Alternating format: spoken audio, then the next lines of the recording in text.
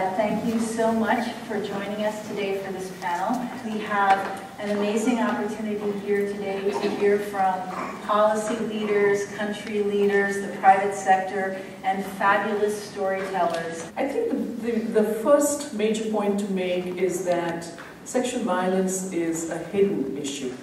It is not talked about as much as it should, given the consequences that it has.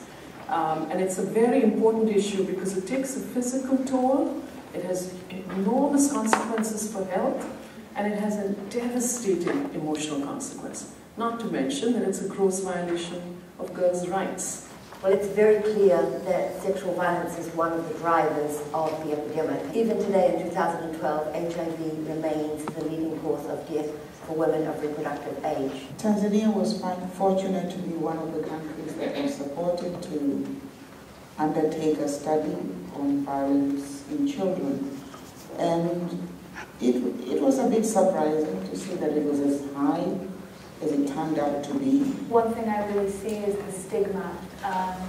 Girls and women are really terrified to come forward because it makes them look like they did something wrong. It's important to keep in mind when discussing those kinds of devastating numbers and this complex issue that it is something you can do something about.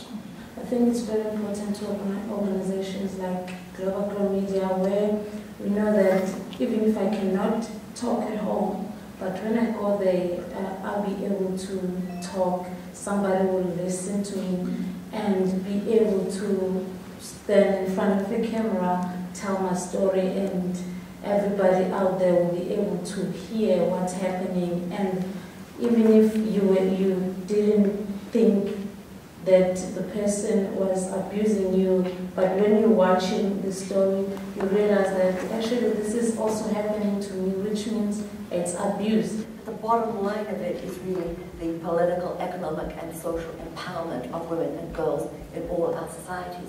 That's what's needed.